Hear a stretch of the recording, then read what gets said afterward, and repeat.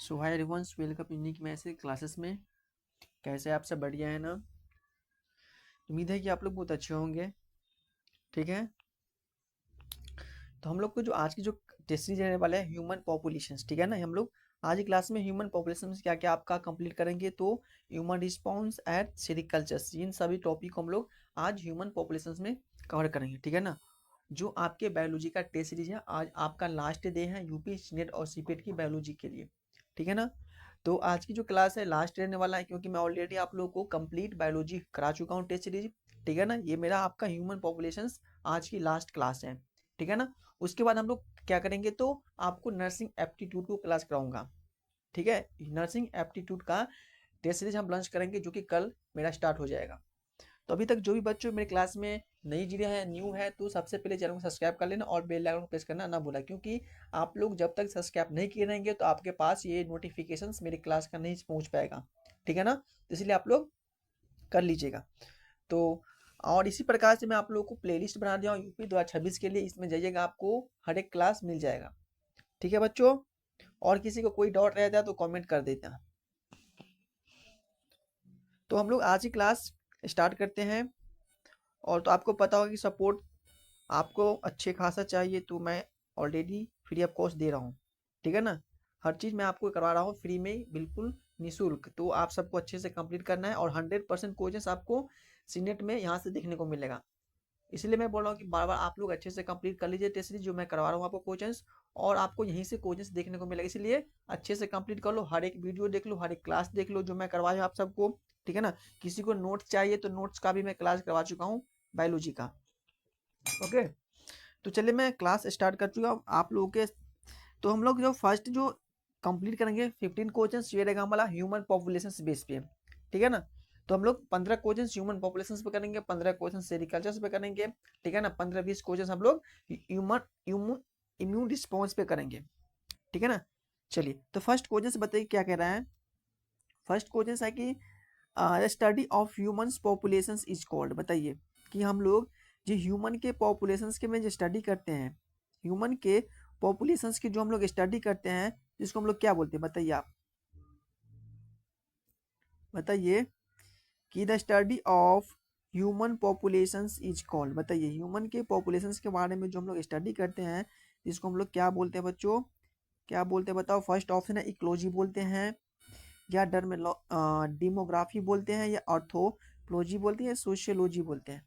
तो आप सबको अच्छे से पता होगा कि जो हम लोग ह्यूमन के पॉपुलेशंस के बारे में स्टडी करते हैं, इसको हम लोग क्या बोलते हैं बताओ, डेमोग्राफी बोलते हैं। क्या बोलते हैं? डेमोग्राफी वर्ड का मतलब होता है कि हम लोग ह्यूमन के पॉपुलेशंस के बारे में स्टडी कर रहे हैं। इसका राइट आंसर क्या हो जाएगा आपका? डेमोग्राफी, ठीक है ना। इसका आंसर क्या हो जाएगा? B will be the right answer. देखिए एक बात और कि आप लोग यहाँ पे जो क्वेश्चंस लगा रहे हैं, ठीक है ना, तो इसमें क्या आपका प्रीवियस ईयर क्वेश्चंस 5 साल का इंक्लूड किया गया, यानी कि हर एक चैप्टर का मैं इसलिए अलग अलग ले रहा हूँ, ताकि सारा प्रीवियस क्वेश्चंस एक चैप्टर में कंप्लीट हो जाए। इसके साथ साथ जो भी आपका एमसीक्यू रहने वाला है वो मैं करवा दूंगा। तो इससे क्या होगा कि आपके एग्जाम में अच्छे से आपका प्रैक्टिस हो जाएगा और अपना हर एक कॉन्सेप्ट आपको क्लियर रहेगा और क्वेश्चंस मिलेगा, ठीक है ना। तो किसी को कोई प्रॉब्लम होगा तो बताना। अगला क्वेश्चन है कि rapid increase in population is known as. बताइए, यानी कि जब पॉपुलेशन का जब हम मतलब अचानक से एक समझते ना घटना, कहीं नहीं कि अचानक से कोई एक्सीडेंट हो गया, तो उसी प्रकार जो अचानक से जब पॉपुलेशन क्या होता है, ग्रोथ होता है, इंक्रीज होता है, इस प्रोसेस को हम लोग क्या बोलते हैं बताइए। यानी कि अचानक से जब पॉपुलेशन इंक्रीज हो जाएगा तो इस प्रोसेस को हम लोग क्या बोलते हैं? पॉपुलेशन एक्सप्लोजन्स, या मार्गेशंस, या नेलेटलिस, या मोर्टेलिटी। बताइए, यानी कि अचानक से जब पॉपुलेशन इंक्रीज हो जाएगा तो इसको हम लोग बोलते हैं पॉपुलेशन एक्सप्लोजन बोलते हैं। क्या बोलते हैं? पॉपुलेशन एक्सप्लोजन्स बोलते हैं। तो इसका आंसर क्या हो जाएगा? A will be the right answer. क्या बोलते हैं बच्चों? पॉपुलेशन एक्सप्लोजन्स, ठीक है ना। यानी कि अचानक से हमारे देश में पॉपुलेशन इंक्रीज हो जाए तो इसको बोलते हैं हम लोग पॉपुलेशन एक्सप्लोजन्स बोलते हैं, राइट। चलिए अगला क्वेश्चन है आपका कि बर्थ रेट रेफर टू। बताइए बर्थ रेट क्या रेफर करता है? बताइए बर्थ रेट क्या रेफर करता है? बताइए क्या ये हम बोल सकते हैं कि ये डेथ रेट है? तो डेथ रेट हम नहीं बोल सकते, क्योंकि बर्थ रेट है कि जन्म हो रहा है, पॉपुलेशन इंक्रीज हो रहा है, ठीक है ना। क्या इसको हम बोल सकते हैं कि number of birth rate per years, या माइग्रेशंस, या लाइफ एक्सपेक्टेंसी? यानी कि birth rate refer to humans, यानी कि नंबर ऑफ बर्थ रेट पर, यानी कि एक ह्यूमन साल में एक ही बच्चा जन्म दे सकता है ना। तो क्या हो जाएगा, birth rate refer to number of birth per years, यानी कि हर एक साल पे। तो इसीलिए इसका आंसर हो जाएगा आपका B will be the right answer, ठीक है ना। और ये जो क्लास है आप सबके लिए बहुत इंपॉर्टेंस है सीनेट और सीपेट के लिए, तो आप लोग ध्यान से लगाइए, ध्यान से क्वेश्चन लगाइए, हर एक क्वेश्चन को अच्छे से समझिए, ठीक है ना। तो आप सबके लिए काफ़ी बेहतर रहने वाला है आपकी एग्जाम। आप लोग अच्छे से नहीं कर पाओगे क्वेश्चंस तो इसके लिए कोई रिस्पॉन्सिबल नहीं है, ठीक है ना। हाँ, आप लोग डेली क्लास लगाते हैं, ठीक है ना, आप लोग डेली क्लास लगाते हैं, क्वेश्चंस जब आपसे नहीं बनेगा तब कोई दिक्कत हो सकता है, लेकिन आप क्लास लगाइए, अच्छे से क्वेश्चंस को समझिए, ठीक है ना, जो मैं बोल रहा हूँ उसको फॉलो कीजिए, तो आपको 100% रिजल्ट आएगा। ओके, बस जो मैं बोल रहा हूँ उसको फॉलो करना है। अगला क्वेश्चन है बच्चों आपका कि रिप्लेसमेंट, बताइए क्या क्वेश्चन, कि रिप्लेसमेंट लेवल फर्टिलिटी, यानी कि जो रिप्लेसमेंट लेवल ऑफ फर्टिलिटी होता है वो इसका रेशियो बताइए कितना होता है। रिप्लेसमेंट लेवल फर्टिलिटी कितना होता है, 1.0, 2.1, 3.0 या 4.0? बताइए replacement of level fertility is कितना होता है। तो जो आपका रिप्लेसमेंट लेवल फर्टिलिटी जो होता है वो आपका होता है 2.1 होता है। कितना होता है बच्चों, 2.1, राइट। तो इसका आंसर हो जाएगा बी, इसका करेक्ट आंसर। अगला क्वेश्चन है कि the age pyramids of development country is, बताओ the age pyramid of developing country is, बताइए कौन सा हो जाएगा, urn shape, bell shape, pyramid shape, या सर्कुलर्स? जो age pyramid of development country is क्या हो जाएगा, तो बेल शेप हो जाएगा। क्या हो जाएगा बच्चों, बेल शेप हो जाएगा।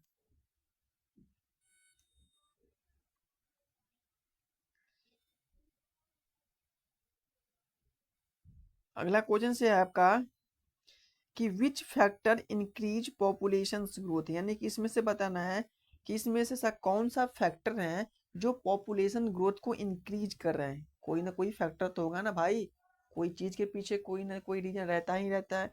तो आपको बताना है कि इसमें से ऐसा कौन सा फैक्टर है जो पॉपुलेशन रेट को इंक्रीज कर रहा है, high mortality rate, low birth rate, improve health care, या वॉर? तो बताइए इसका आंसर क्या हो जाएगा भाई, ये हो जाएगा इम्प्रूव हेल्थ केयर। यानी कि हम बता रहे एक बात की, मान लो कि हमारे 2025 में हेल्थ केयर सिस्टम सही नहीं था, अच्छे से केयर नहीं कर पा रहे थे, गवर्नमेंट का प्लान अच्छा नहीं था, ठीक है ना, मतलब मरीजों को अच्छे से ट्रीटमेंट नहीं किया, ट्रीट नहीं हो पाता था, तो इससे क्या हो गया, आपका डेथ रेट बढ़ गया। तो जैसे डेथ रेट बढ़ेगा तो क्या हो जाएगा, आपका पॉपुलेशन रेट डिक्रीज हो जाएगा, ठीक है ना। तो यदि आपका हेल्थ केयर सिस्टम सही रहेगा, आपके जो हॉस्पिटल में सही से ढंग से आपको केयर प्रोवाइड करेगा, ठीक है ना, तो ऑलरेडी क्या हो जाएगा, इसका हेल्थ इम्प्रूव्ड हो जाएगा। यानी कि इसका जो हेल्थ केयर सिस्टम है इम्प्रूव्ड हो गया। तो जैसे ही हेल्थ केयर सिस्टम इम्प्रूव्ड होगा तो जल्दी क्या होगा, डेथ पर्सन को नहीं होगा, ठीक है ना, अपने एज के अकॉर्डिंग होगा, अपने जो लाइफ स्पैन जो होता है इसके अकॉर्डिंग होता है। तो इसमें क्या हो जाएगा, इम्प्रूव्ड हेल्थ केयर जो होता है वो सबसे एक अच्छा फैक्टर है जो पॉपुलेशन को जो रेट होता है उसको इंक्रीज करता है, ठीक है ना। पॉपुलेशन रेट का जो इंक्रीज कर रहा है आपका वो इम्प्रूव फैक्टर कर रहा है, हेल्थ इम्प्रूव फैक्टर। अगला क्वेश्चन है बच्चों कि zero population growth occurs in, बताओ zero population growth in occur in, बताइए कौन सा हो जाएगा, birth rate equal to death rate, birth rate greater than death rate, या death rate greater than birth rate, या माइग्रेशन अकर्स? बताइए कि zero population growth occurs when. तो हम बोल सकते हैं कि जो जीरो पॉपुलेशन जो ग्रोथ होता है वो क्या हो जाएगा, birth rate equal to death rate. यानी कि मान लो कि जितना एक साल में बच्चे जन्म हो रहा है और इतना मृत्यु हो रहे हैं, ठीक है ना, तो क्या हो जाएगा, इक्वल हो जाएगा। यानी कि जो बर्थ रेट है और जो इसका जो मतलब जो पॉपुलेशन का जो ग्रोथ है वो क्या रहेगा, आप बताओ जीरो कैसे रहेगा। तो जीरो तभी रहेगा ना जितना जन्म ले रहा है उतना हर साल मर रहा है, तो जीरो यानी कि इक्वल रहेगा।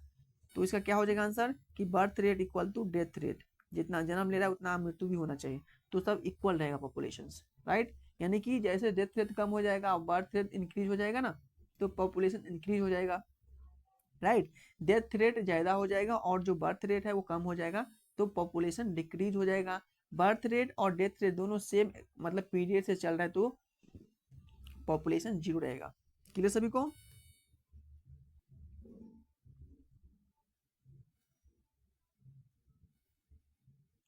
अगला क्वेश्चन है आपका कि migration into a population is called, बताइए जो migration into a population is called क्या बोलते हैं, बताइए क्या बोलते हैं इसको? इमाइग्रेशन बोलते हैं।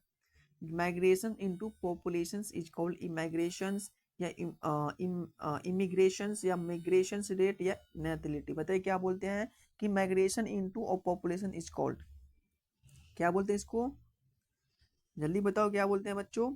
तो इसको हम लोग बोलते हैं इम, बताओ इमाइग्रेशन बोलते हैं, क्या बोलते हैं? इमिग्रेशन बोलते हैं, सॉरी इमाइग्रेशन बोल रहा हूँ, इमिग्रेशन बोलते हैं, ठीक है ना। तो migration into a population is called immigration बोलते हैं, ठीक है ना। ये क्वेश्चन सब जो आप कर रहे हैं, आप सब PYQ क्वेश्चन से पूछा गया है, तो आपको ये नहीं करना है कि ये क्वेश्चन को इग्नोर कर रहा है, ये कर रहा है, नहीं, आपको हर एक क्वेश्चन आपके लिए इंपॉर्टेंट है, क्योंकि मैं आपको हर एक क्लास इसलिए डिविजन क्या हूँ कि आपको एक क्लास में 10 से 15 प्रीवियस ईयर क्वेश्चन देखने को मिलेगा और 15-20 आपका MCQ रहेगा। तो इसके अकॉर्डिंग मैं आपकी क्लास बनाया हूँ ताकि आपको हर एक चैप्टर में पकड़ अच्छे से बन जाए, हर एक चैप्टर का जो भी डाउट है क्लियर हो जाए। तो मैं आप लोगों का हर एक चैप्टर का इंक्लूड किया हूँ, अलग अलग टेस्ट दिया हूँ, ठीक है ना बच्चों। तो आप लोग को अच्छे से करना है। चलिए अगला क्वेश्चन से आप कहा कि which country has the highest population, बताइए यानी कि ऐसा कौन सा देश है जिसमें क्या है आपका बहुत ज्यादा पॉपुलेशन है? US, अमेरिका, इंडिया, चाइना या रसिया। बताइए कि ऐसा कौन सा देश है जहाँ पे सबसे ज्यादा पॉपुलेशन है, यानी कि हाईएस्ट पॉपुलेशन होता है? बताइए देश का नाम। तो बच्चों इस देश का नाम क्या है? हमारा ही इंडिया है। इंडिया में क्या है? हमारा बहुत सारा बहुत ज्यादा पॉपुलेशन है। हाईएस्ट पॉपुलेशन कंट्री जो है इंडिया है, ठीक है ना। और इंडिया में आपसे पूछा कि सबसे हाईएस्ट स्टेट पॉपुलेशन रेट कौन सा, तो यूपी हो जाएगा, ठीक है ना, फिर आपका बिहार हो जाएगा, ये सब आता है। अगला क्वेश्चन है कि लाइफ एक्सपेक्टेंसी इंडिकेट्स, बताइए जो लाइफ एक्सपेक्टेंसी होता है वो किस चीज को इंडिकेट करता है? जो एक्सपेक्टेंसी होता है वो किस चीज को इंडिकेट करता है? तो डेथ रेट को इंडिकेट करता है, या एवरेज लाइफ स्पेंस को इंडिकेट करता है, या बर्थ रेट को इंडिकेट करता है, या मिग्रेशंस को या माइग्रेशंस को इंडिकेट करता है? तो बताइए कि जो लाइफ एक्सपेक्टेंसी होता है वो किसको इंडिकेट करता है? देखिए जो लाइफ एक्सपेक्टेंसी होता है ना वो आपको एवरेज लाइफ स्पैन को इंडिकेट करता है, ठीक है ना। एवरेज समझ तो, हाँ एवरेज नोट रेट, हाँ, तो एवरेज लाइफ स्पैन को इंडिकेट करता है। अगला क्वेश्चन है कि the carrying capacity refer to, बताइए जो carrying capacity refer to, the carrying capacity refer to maximum population and area in can support birth rate, death rate या माइग्रेशंस। तो to carry up capacity refer क्या करता है? वो रेफर कर रहा है maximum population and area can support, जो भी एरिया में जो भी पॉपुलेशन रेट है उसको क्या करता है? वो सपोर्ट करने का काम कौन करता है? बताओ कैपेसिटी क्या होता है? कैरी कैपेसिटी रेफर का मतलब क्या होता है? जो भी मैक्सिमम पॉपुलेशन है जिस एरिया में उसको सपोर्ट करने का काम करते हैं, इसका मतलब ये हुआ, ठीक है ना।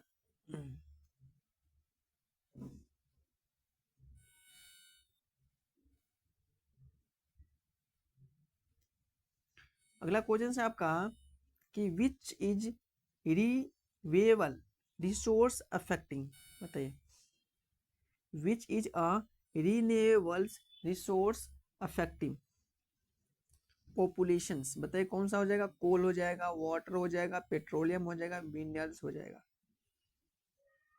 बताइए कि जो which is the renewable source affective, यानी कि इसमें से कौन सा सोर्स है जो रिन्यूएबल सोर्स अफेक्टिव है? बताइए कौन सा हो जाएगा? भाई वाटर तो होगा ना, वाटर हमारे लाइफ के लिए पॉपुलर वाटर है ना, वाटर हो जाएगा। ये सब पियो तब मर ही जाओगे, क्या हो जाएगा? वाटर। अगला क्वेश्चन है कि पॉपुलेशन डेंसिटी इज, बताए पॉपुलेशन डेंसिटी इज क्या हो जाएगा? टोटल पॉपुलेशन हो जाएगा, या पॉपुलेशन पर यूनिट एरिया हो जाएगा, या बर्थ रेट या डेथ रेट? देखो बच्चों पॉपुलेशन डेंसिटी इज का मतलब होता है कि जो पॉपुलेशन पर यूनिट एरिया, यानी कि जिस एरिया में जो पॉपुलेशन उसकी यूनिट, यानी किस एरिया में कितनी यूनिट में पॉपुलेशन है, ठीक है ना। इसका मतलब क्या हो जाएगा, population density means population per unit in area.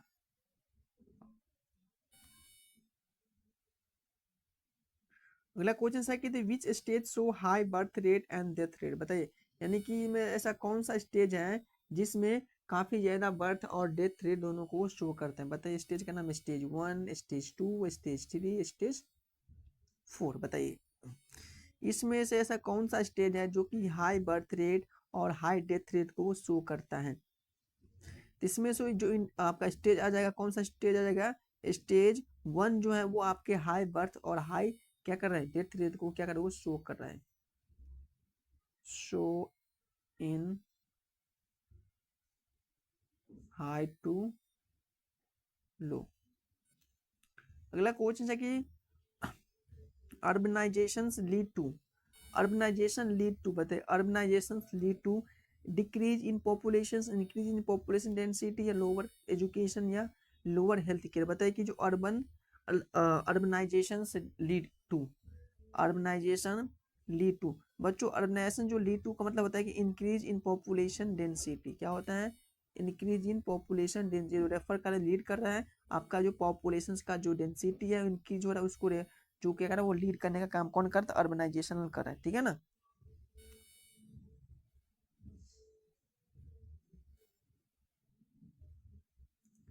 अगला क्वेश्चन है बच्चा आपका कि इन्फेंट मोर्टेलिटी रेट मीन्स, बताइए। इन्फेंट मोर्टेलिटी रेट का मतलब क्या होता है, बताइए। इन्फेंट मोर्टेलिटी रेट का मतलब क्या होता है, death of adult, death of infant, birth rate, या माइग्रेशन, बताइए कि इन्फेंट मोर्टेलिटी रेट का मतलब क्या होता है। देखिए, इन्फेंट मोर्टेलिटी रेट का मतलब होता है कि डेथ ऑफ इन्फेंट, ठीक है, क्या हो जाएगा, डेथ ऑफ इन्फेंट, यानी कि इन्फेंट मोर्टेलिटी रेट का मतलब होता है डेथ ऑफ इन्फेंट, यानी कि इन्फेंट का कितना के डेथ हो रहा है, इन्फेंट का डेथ हो जा रहा है, उसी को बोलते हैं।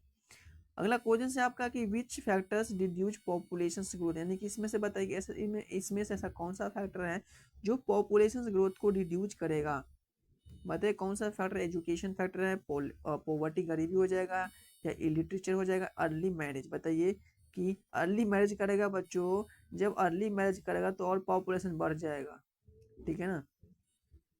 बताइए कि इसमें से ऐसा कौन सा फैक्टर जो बेस्ट आपको लग रहा है जो कि रिड्यूज करेगा पॉपुलेशन ग्रोथ को। तो बच्चों सबसे इंपॉर्टेंट क्या हो जाएगा, एजुकेशन। आप लोग सुना होंगे कि हम दो और हमारे दो एक, सुना होगा आप लोग। तो एजुकेशन, जिस भी जो एजुकेटेड होगा, आजकल तो एजुकेटेड भी 3-4 करता है ऐसा कुछ क्या ही बोलूं। तो एजुकेटेड मतलब जो मोस्ट इंपॉर्टेंट एजुकेशन हो जाएगा।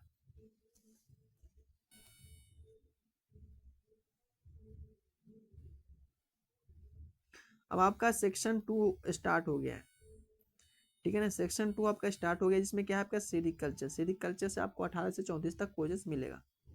बताइए इसका आंसर, बताइए कि जो कह रहा है कि sericulture is the rearing of, बताइए sericulture is the rearing of, बताइए क्या हो जाएगा, होनी भी हो जाएगा, होनी भी, या सिल्क वॉर्म्स फिश, या पोल्ट्री। भाई जो होता है सेरिकल्चर जो रियरिंग होता है आपका सिल्क वॉर्म होता है, क्या होता है, सिल्क वॉर्म, बी इसका।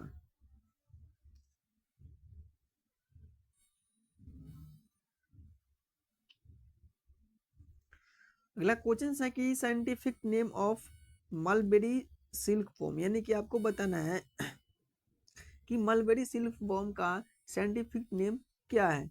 तो क्या नाम है, एप्सिया, एप्सिस इंडिका, या बॉम्बिक्स मोरी, या म्यूकसा डोमेस्टिका, या एनाफ्लिज, बताइए कि जो मुलबेरी सिल्क वॉर्म होता है उसका साइंटिफिक नेम क्या है। तो बच्चों जो मुलबेरी जो सिल्क वर्म होता है उसका जो साइंटिफिक नेम है बॉम्बोक्स मोरी नाम है, क्या है, बॉम्बिक्स मोरी। ये भी क्वेश्चन पूछा गया। अगला क्वेश्चन है कि skin is obtain from, sorry silk is obtain from, silk जो होता है वो कहाँ से इसको ऑब्टेन कर सकते हैं हम लोग, कहाँ से प्राप्त कर सकते हैं, बताइए। सिल्क को हम लोग कहाँ से ऑब्टेन कर सकते हैं, बताइए कहाँ से कर सकते हैं। लार्वा से कर सकते हैं, या पप्पा कर सकते हैं, पुपा से कर सकते हैं, या कोकून से कर सकते हैं, एग से कर सकते हैं। तो बताइए इस सिल्क को हम लोग कहाँ से ऑब्टेन कर सकते हैं। तो बच्चों सिल्क को जो हम लोग प्राप्त करते हैं वो आपका कोकून के प्लांट से प्राप्त करते हैं। कहाँ से करते हैं? तो कोकून के प्लांट से हम लोग क्या कर रहे हैं, आपका ऑब्टेन कर रहे हैं। किसको ऑब्टेन कर रहा है बताओ? तो सिल्क को हम लोग ऑब्टेन करते हैं कोकून के प्लांट से।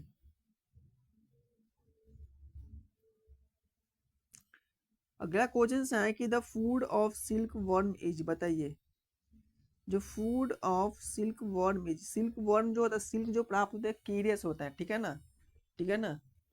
तो जो कीड़े होता है, ठीक है ना, तो इस कीड़े का जो फूड होता है वो फूड कहाँ मिलता है? The food of silk worm is कहाँ मिलता है इसको फूड? ग्रास से मिलता है, घास से, ठीक है ना, या मूलबेरी का लीफ से, या सीड से, या नेक्टर से। बताइए कि जो सिल्क वर्म होता है, जो कीड़ा है सिल्क वर्म, उसको फूड कहाँ से मिलता है बच्चों बताओ। तो आपको पता होगा कि जो मूलबेरी, मूलबेरी के प्लांट पे क्या होता है आपका सिल्क वर्म की, यानी कि सिल्क की जो वर्म कीड़ा होता है सिल्क वर्म, वो मूलबेरी प्लांट पे रहता है। और मूलबेरी प्लांट पे रहता है और उसी प्लांट के पत्ते को जो खाता है, कौन खाता है? सिल्क वर्म खाता है। तो जो मूलबेरी प्लांट को यानी कि मूलबेरी लीव्स को कौन खाता है? सिल्क वर्म खाता है। और इसी पे अपना एग देता है, जिससे हमें क्या मिलता है? सिल्क, यानी कि सिल्क मिलता है। क्लियर है ना? चलिए आपका अगला क्वेश्चन है कि sericulture industry is mainly based on, बताइए यानी कि जो सेरिकल्चर इंडस्ट्री है वो मेनली किसके बेस पे दिया गया है या किस बेस पे है? सेरिकल्चर इंडस्ट्री जो मेनली किस बेस पे है? कॉटन बेस पे है, सिल्क वर्म पे है, वूल बेस पे है, जूट बेस पे है। तो बताइए जल्दी से इसका आंसर। देखो बच्चों जो आपका सेरिकल्चर इंडस्ट्री है ना वो मेनली जो आपका बेस्ड है सिल्क के बेस पे, सिल्क के साड़ी बहुत फेमस है, ठीक है ना। तो सिल्क के बेस पे जो है ना वो मेन दिया है। अगला है कि silk thread is produce from, बताइए सिल्क जो थ्रीड होता है वो कहाँ से प्रोड्यूस हो रहा है बताइए। बताइए बच्चों बताइए कहाँ से हो रहा है? कोकून से, एग से, लार्वा से, या पुपा से। तो आपको पता हो कोकून में आपको ऑलरेडी अभी करवाया हूँ कि जो सिल्क थ्रीड जो प्रोड्यूस हो रहा है आपका कोकून से हो रहा है, ठीक है ना।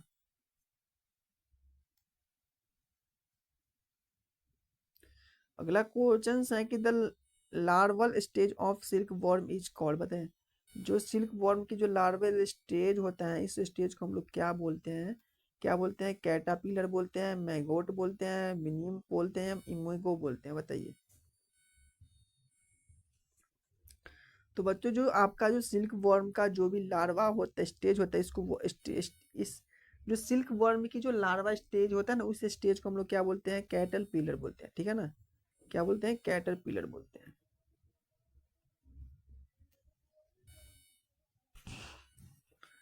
अगला क्वेश्चन है कि rearings of silk worm is done is, rearing of silk worm is done is, बताएं apiary, sericulture frame, poultry frame, या डेयरी फ्रेम।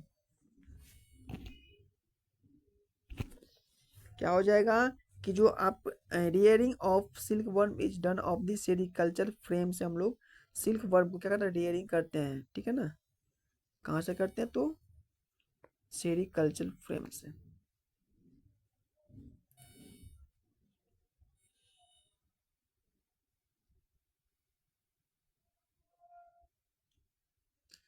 अगला क्वेश्चन है कि silk gland is present in, silk gland कहाँ पे present होता है बताइए। सिल्क ग्लैंड कहाँ पे प्रेजेंट होता है? एडल्ट में, लार्वा में, एग में, या पुपा में। जल्दी से बताइए कि सिल्क ग्लैंड कहाँ पे प्रेजेंट होता है। तो बच्चों जो सिल्क ग्लैंड जो प्रेजेंट होता है ना वो होता है लार्वा में प्रेजेंट होता है। किस में होता है?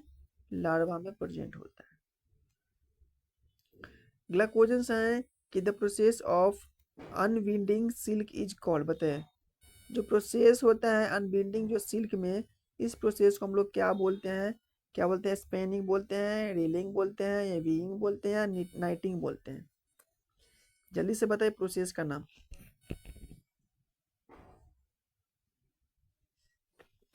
तो देखो बच्चों, इस प्रोसेस को हम लोग क्या बोलते हैं? रीलिंग बोलते हैं। क्या बोलते हैं? रेलिंग बोलते हैं।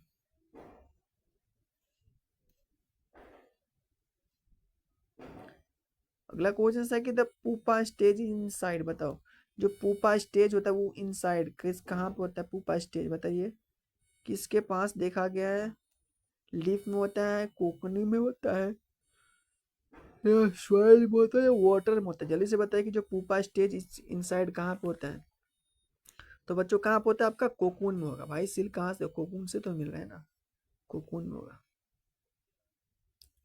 अगला है कि Tushar silk is obtain from, जो तुषार सिल्क होता है वो कहाँ से प्राप्त होता है? कहाँ से होता है? मूलबेरी सिल्क वर्म्स होता है, या विल्ड सिल्क वर्म्स होता है, या बी से होता है, या फिश से होता है, मछली जिसको बोलते हैं। तो बच्चों सिल्क का जो ना वो आपका डिवीजन प्रकार अलग अलग होते हैं। तो वही इसमें कहा गया कि जो तुषार सिल्क होता है वो कहाँ से ऑब्टेन होता है बच्चों? तो तुषार जो सिल्क होता है ना वो आपका ऑब्टेन होता है विल्ड सिल्क वर्म्स होता है। कहाँ होता है? विल्ड सिल्क वर्म से होता है।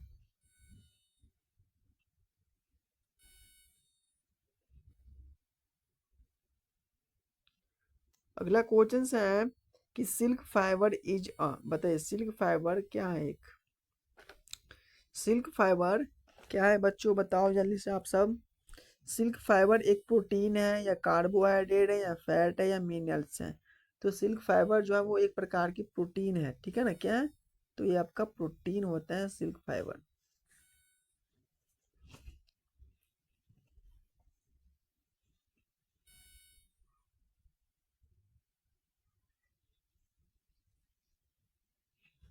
क्या होता है? प्रोटीन। चलो अगला क्वेश्चन है आपका कि which stage is famous of sericulture in India, बताइए यानी कि इंडिया में ऐसा कौन सा स्टेज है जहाँ पे सेरिकल्चर क्या है बहुत फेमस है? बताओ कौन सा स्टेज हो जाएगा? पंजाब हो जाएगा, कर्नाटका हो जाएगा, राजस्थान हो जाएगा, या बिहार हो जाएगा? तो बच्चों जो सेरिकल्चर के लिए जो सबसे फेमस स्टेज जो है वो आपका कर्नाटका है। कौन सा है? कर्नाटका। वो सबसे फेमस स्टेज है आपका सेरिकल्चर के लिए।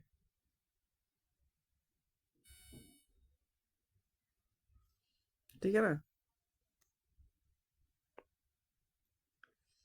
अगला क्वेश्चन है आपका कि silk moth belong to, silk moth कहाँ से बिलोंग करते हैं? बताओ सिल्क मोथ कहाँ से बिलोंग करता है? डिप्टेरा से, या लिपिडोपेट्रा से, या कोलीपेट्रा से, या हाइमेनोपेट्रा से? तो बताइए कि ये सिल्क मोथ कहाँ से बिलोंग करते हैं भाई? तो भाई जो सिल्क मोथ जो होता है बिलोंग करता है आपका लिपिडोपेट्रा से बिलोंग करते हैं। कहाँ से करते हैं? लिपिडोपेट्रा से बिलोंग करते हैं। अगला क्वेश्चन है कोकून इन्फॉर्मेशन अकर इन, बताओ कोकून इन्फॉर्मेशन अकर यानी कि जो वो भी कोकून का जो इन्फॉर्मेशन होता है वो कहाँ आपको देखने को मिलेगा? एग में, लार्वा में, पुपा में, या एडल्ट में? तो भाई ये लार्वा में होता है। किस में होता है? लार्वा में होता है।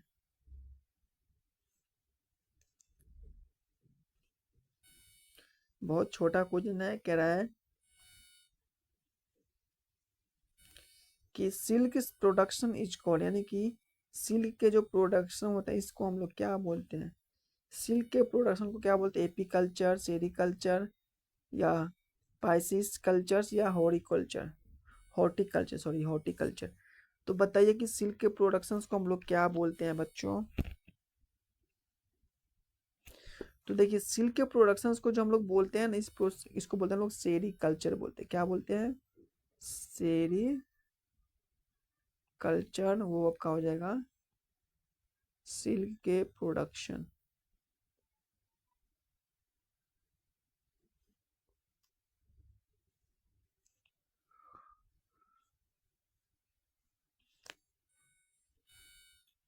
अगला क्वेश्चन आपका आ गया सेक्शन 3 इम्यून रिस्पॉन्स। बताइए इम्यून रिस्पॉन्स में कि immunity is the ability to, बताइए immunity is ability to, immunity जो होता है वो एबिलिटी होता है, बताइए डाइजेस्ट फूड में, फाइट इन्फेक्शन में होता है, या ब्रीथ में लेने में, सांस लेने में, या सर्कुलेट ब्लड में? तो बताइए कि immunity is the ability to, immunity की एबिलिटी बताइए।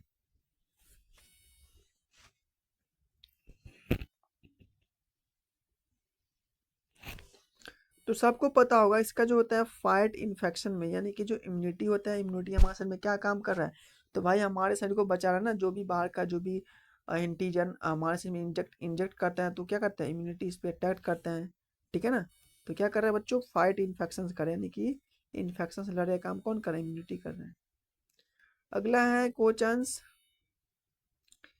कि the first line of defence is, बताओ the first line of defence is, defence का फर्स्ट लाइन इसमें से बताना है आपको। स्किन हो जाएगा, या ब्लड हो जाएगा, एंटीबॉडी या एमलिम्फ। तो बच्चों आप सबको पता होगा कि जो भी हमारे शरीर में जो फर्स्ट डिफेंस है वो आपका स्किन है। कौन है, स्किन जो है वो हमारा first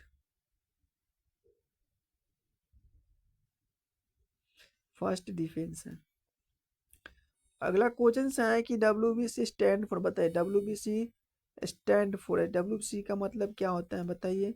white blood cell, water blood cell, weak blood cell या वीट ब्लड सेल। तो आप सबको पता होगा कि जो WBC का मतलब क्या होता है, वाइट ब्लड सेल। ये क्या करते हैं हमारे शरीर में, तो हमारे ये एक तरह का क्या फाइटर सेल है, ठीक है ना।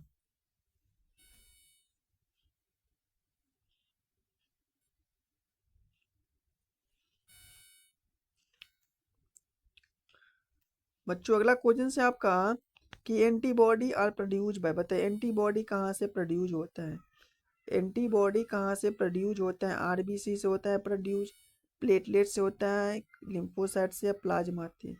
तो बताइए कि एंटीबॉडी कहाँ से प्रोड्यूस होता है। देखो बच्चों जो एंटीबॉडी जो प्रोड्यूस कर रहा है आपका लिम्फोसाइट कर रहा है, कौन करता है, लिम्फोसाइट। जो एक होता है बी लिम्फोसाइट, एक होता है आपका टी लिम्फोसाइट। तो यहाँ से आपका एंटीबॉडी प्रोड्यूस हो रहा है। अगला है active active immunity is obtain bye, active immunity is obtain bye, immunity का बताइए कि जो active immunity is obtain bye vaccinations, injections for of antibody या एंटीबायोटिक या न्यूट्रिशन। तो बच्चों आपको पता होगा कि जो एक्टिव इम्यूनिटी इज ऑब्टेन कब होता है बताइए, तो आपका कब होगा, वैक्सीन, जब आपके शरीर में वैक्सीन दिया जाएगा, ठीक है ना, तो आपके शरीर में इम्यूनिटी बनेगा और ये इम्यूनिटी क्या हो जाएगा, आपके ये सिपाही की तरह बॉडी में बैठे रहे कहीं कात में, और जब भी बाहर से कोई भी प्रकार की क्या होता है इसको इन्फेक्शन आए तो इसको मार जाता है, क्या हो जाएगा, वैक्सीनेशन।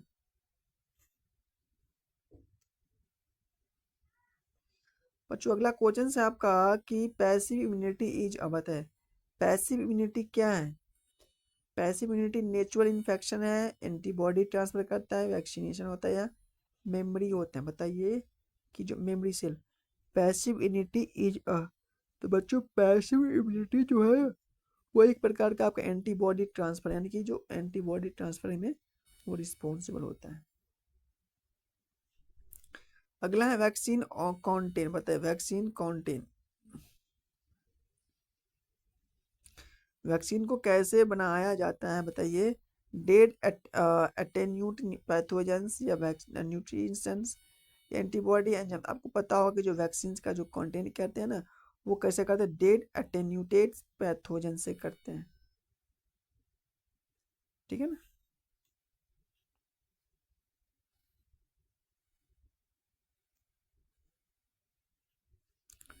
14 है एड्स इज कॉज्ड बाय, यानी कि एड्स को कौन कॉज करते हैं, ये क्वेश्चन मैं कल किया था। AIDS is cause by bacteria, virus, fungus या प्रोटोजोआ। तो आप सबको पता होगा क्योंकि मैं क्वेश्चन कल करवाया था कि क्या एक वायरस होता है, क्या होता है, वायरस होता है। अगला है कि HIV अटैक, बताइए HIV किस पे अटैक करता है, RBC पे, WBC, प्लेटलेट्स पे, प्लाज्मा पे। तो RBC अटैक करे आपका, WBC पे। आप इसकी कहानी आप सबको पता होगा, ठीक है ना, इसकी कहानी आप सबको पता होगा अच्छे से।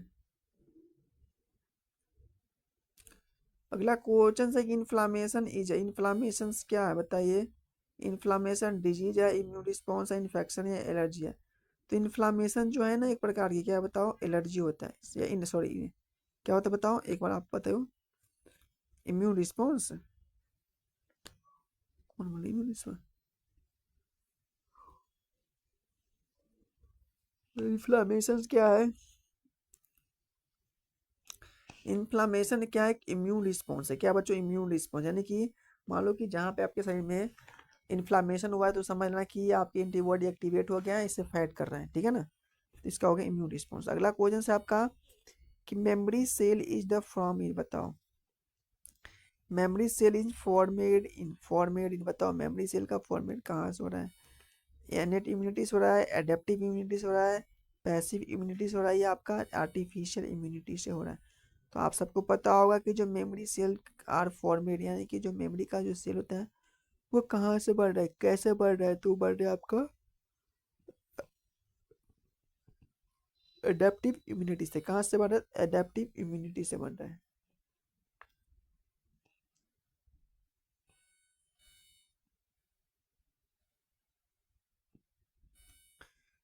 अगला क्वेश्चन है कि allergy are due to weak immunity of over reactions of human system या वायरस। बताइए कि जो due to allergy are due to, तो क्या आपका ये over reactions of immune system होता है। Allergy are due to over reactions of immune system, ठीक है ना। अगला क्वेश्चन है आपका कि जो इन्फेक्शंस बताइए, इन्फेक्शंस क्या है बताइए इसमें से। इन्फेक्शन आर, क्या इन्फेक्शन हार्मोन से होता है, प्रोटीन से, या विटामिन या मिनरल्स से। तो बच्चों जो इन्फेक्शंस आर क्या है, प्रोटीन से है, ठीक है ना, क्या है, प्रोटीन है।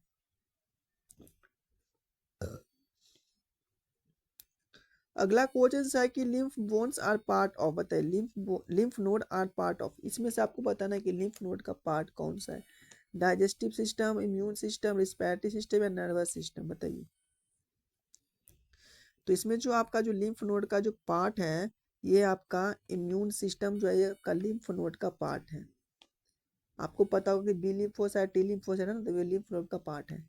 अगला है कि phagocytosis is done by RBC पे, डब्ल्यूबीसी पे, प्लेटलेट्स पे या प्लाज्मा। बताइए फाइगोसाइटोसिस कहाँ पे डन होता है, बताइए बताइए कहाँ पर, डब्ल्यूबीसी में हो रहा है ना, हाँ डब्ल्यूबीसी में। लास्ट क्वेश्चन है बायोलॉजी का, ठीक है ना। आज की बायोलॉजी का टेस्ट सीरीज का सबसे लास्ट क्वेश्चन, लास्ट चैप्टर, ठीक है ना। बच्चों बताओ कि booster dose is given due to, booster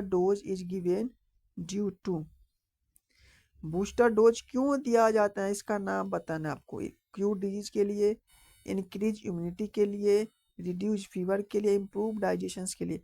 तो आप सबको पता होगा कि जो बूस्टर डोज इसलिए दिया जाता है ताकि जो आपकी इम्यूनिटी है, जिस भी एंटीबॉडी से, एंटीजन से फाइट नहीं कर रहा है ना, तो उसको इस लाइक बनाएगा, इसको बूस्टर बनाएगा, एनर्जी दे देगा, ठीक है ना। बूस्टर डोज जो समझते हैं ना, तो इंक्रीज इम्यूनिटी के लिए जो बूस्टर डोज लिया जाता है, ठीक है ना। इंक्रीज इम्यूनिटी के लिए बूस्टर डोज दिया जाता है। तो आज की जो क्लास जो मेरा हुआ था, आप सबको पता होगा कि कौन सा था, सेरिकल्चर, ह्यूमन पॉपुलेशंस और इम्यून रिस्पॉन्स, जो कि बायोलॉजी का आज की जो लास्ट टेस्ट सीरीज था आप सभी के लिए, ठीक है ना। तो मैं यहाँ पे बोल देता हूँ कि जो मैं आज की जो कंप्लीट किया हूँ, बायोलॉजी का कंप्लीट टेस्ट हो गया है, ठीक है ना। जिसमें से लगभग मैंने अभी तक 1500 प्लस क्वेश्चंस कर लिए हैं, ठीक है ना बच्चों। अगला जो मेरा प्लान रहने वाला है, ये आपका नर्सिंग एप्टीट्यूड। कल से आपको नर्सिंग एप्टीट्यूड का कल से आपको टेस्ट सीरीज आपको देखने को मिलेगा। तो आप सब अच्छे से प्रिपेयर रहना नर्सिंग एप्टीट्यूड में। और मैं एक बात बताता हूँ कि जो भी बच्चों अभी तक इस क्लास में नहीं जुड़े होंगे तो जुड़ जाना। यूनिक मैथ्स क्लासेस में चैनल को सब्सक्राइब कर लेना और आप जुड़ जाओगे, ठीक है ना। यहाँ पे आपको हर चीज़ फ्री में मिल रहा है, पढ़ाई से लेकर के, नोट से लेकर के, आपको टेस्ट सीरीज भी मिल रहा है। तो इससे अच्छा बेटर कुछ नहीं है, ठीक है ना। बस एक ही बात है कि आपको मेरा सपोर्ट चाहिए और हमें आपकी सबकी सपोर्ट चाहिए। हमें क्या, आप सबको सपोर्ट चाहिए, सबकी सपोर्ट नीड है, ठीक है ना बच्चों। तो इसलिए चैनल को सब्सक्राइब कर लेना और बेल आइकन को प्रेस करना ना भूलना, अपने दोस्तों के साथ शेयर करना, ताकि आप सबके दोस्त भी अच्छे से कोचिंग लगा पाए, गरीब दोस्त लोग, ठीक है ना। और यही आपको किसी भी टेस्ट सीरीज में ज्वाइन होते हैं तो वहाँ पे 2 या 3 हज़ार रुपये लेता है और यही चीज़ कराएगा, कोई अलग से नहीं कराएगा, ठीक है ना। तो इसके लिए आप लोगों को अच्छे से ध्यान रहना है, पढ़ना अच्छे से है। और कल के लिए प्रिपेयर रहना है नर्सिंग एप्टीट्यूड के लिए। ठीक है ना बच्चों, तो हम लोग मिलते हैं नेक्स्ट क्लास में, तब तक के लिए bye bye tata take care. ठीक है ना।